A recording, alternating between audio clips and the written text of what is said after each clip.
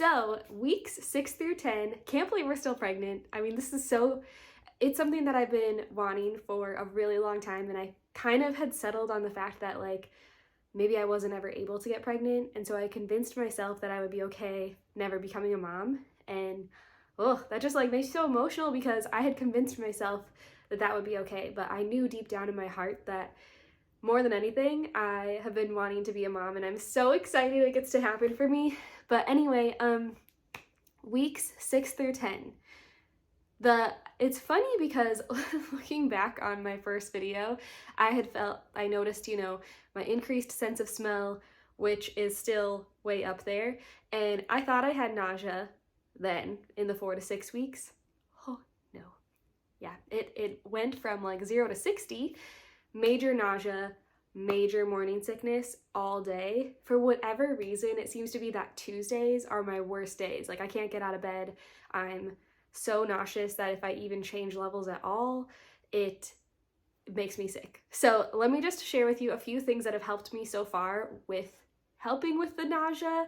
One second. Okay, so the things that I found really helped me with my nausea, these are the things that help me the most. These are, what do you call these? C-bands. So a lot of times people will use them. They're an acupressure thing. You put them on your wrist and you measure about like 3 finger lengths below and line up this little button with it. And it just pushes pressure on some part of you that's supposed to help with nausea.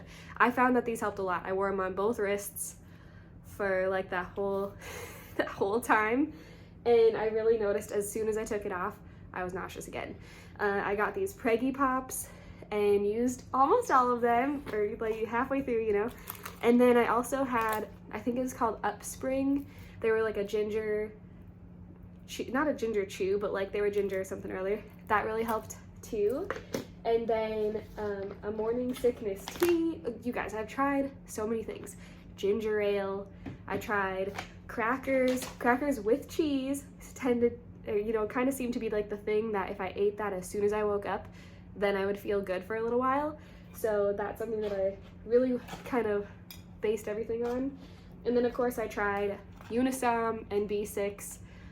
Unisom worked really good, but even if I took half a tab, it would knock me out within an hour and I'd be sleeping. So it was one of those things where I'm like, ugh, I don't know.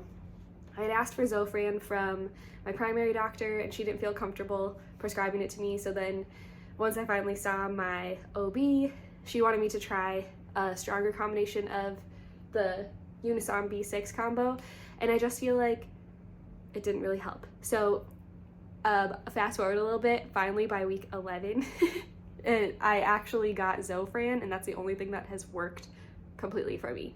But anyway, all of this whole like nauseous morning sickness symptoms were really bad, like really, really bad.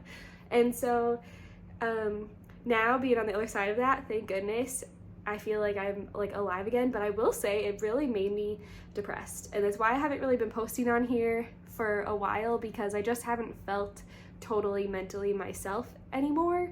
And I know a lot of it was because when you're so sick or so nauseous, doing anything at all is just, it seems impossible. And so that really got me down, and I felt kind of like stuck in a little dark cave, but I was very open about it with my friends, with Keith and my family and all that. So it just was one of those things where I'm like, I know I have to just like get through this, and please, oh please, have the light at the end of the tunnel be no more nausea after first trimester. So it gets better, so that is good. But I wanted to share with you too, we did end up doing an early gender test, and I did the sneak peek snap one. They have 2 different kinds. One is like a finger poker, and the other one that I'll show you is, I actually did it on my arm. We got the results within like 24 or 48 hours or something like that. So it was super fast, and we were really excited with the results. So I'm going to share my experience of that with you too, just so if you're curious, if you want to find out your gender early too, I think it's a really cool thing to do. And of course I know that, they're 99% sure, but sometimes it could be a fluke. It aligned with exactly what I thought it would be, and based on like my symptoms and all the women in my family, they've had the exact same symptoms when they were pregnant with one versus the other. So I'll share that with you now too. All right. I wanted to share too, I haven't really noticed anything as far as my stoma changing at all. I have a really slight baby bump, so I'm really excited to see how that progresses and what kind of changes will happen with my ostomy as my pregnancy progresses. But so far, nothing has really changed, and that's okay with me.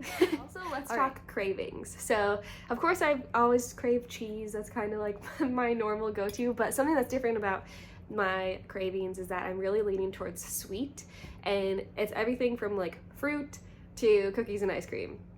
And I'm letting myself have both because I've actually lost 7 pounds from my pre-pregnancy weight just because I've been so sick. And so at this point, I'm like, you know what, I'm gonna get whatever kind of nutrients I can get in my body to stay in. And I'm not going overboard with having like giant bowls of ice cream or anything. It's one of those things where like if I have a craving for it, I have a couple bites and then I'm satisfied. So I am trying to lean more towards the healthy things and just do a little bit more of like smaller frequent meals, which I know is really helpful for the ostomy bag anyway too. It's better for our digestion, and trying to just like eat slow and eat small quantities, that's really helped me a lot. So yeah, I'm excited to see what else progresses. Okay, woohoo!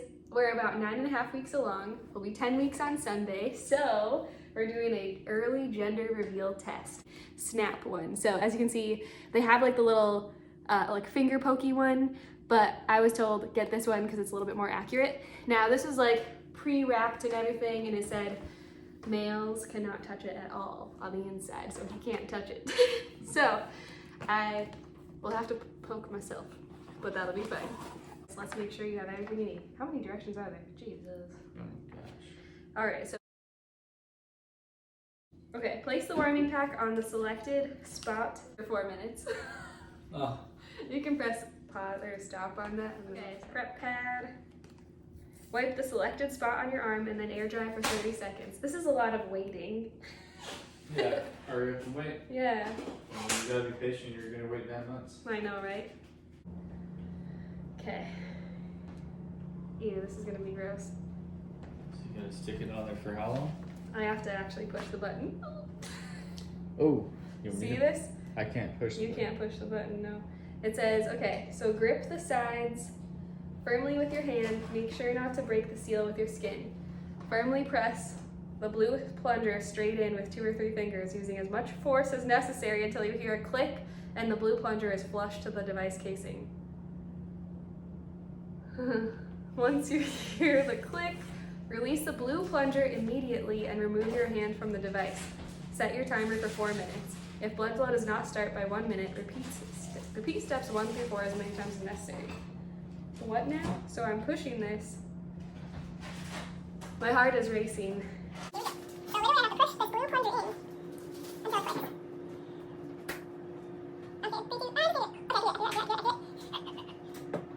Okay, 3, 2, okay, I did it. What? I can't put it. I can, but I can't.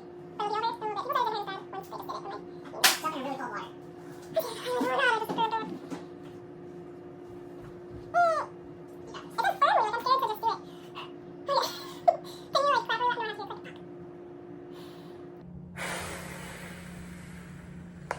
Okay, there it is. That wasn't bad at all. Yeah. How dumb. Okay, so now it's got to fill. It says to release. Okay. Oh my god, it totally is. Hey Siri, set a timer for 4 minutes. Oh my god. Barf. Now what does it say? Set a timer for 4 minutes. Okay. Like, that's enough blood, I think. Blood can fill fast here. Skip 10 when it's between the blue dual lines. Okay, now what? Collect the sample. It forms. How do I do it? Do I take it off? How do I do it? Slowly peel SNAP off your skin. Okay, there. It's just done. I got more blood than I needed. That's probably not a problem. I have these Oh. God's pad, right? I think you can touch me at this point. I think, right? That's how we got in this whole situation. Yeah. Okay. Well, after all of that, it really wasn't that bad. which is the story of my life, I feel like. I was like about ready to cry. I was so scared. That's more than enough blood. You only need it to be in between the two lines, and I got way more than enough. But once it started coming out, it was really coming. And there's our sample. It's gonna say boy or girl, which is so crazy. Peel off the adhesive and send the box in. Oh, peel adhesive. I'm not very good at following directions, it seems. Okay, here we go. Team blue. Really? Are you? I think so. Oh my I think I'm gosh. team blue. That's surprising. I mean, kind of not. I feel like it's normal for boys to want boys and girls to want girls. For sure. I'll be happy with anything. Me too. I am team pink because I just feel like it's a girl, and You're probably right. you never know. All right, we'll keep you updated. Ow, that really hurt actually. Okay, bye.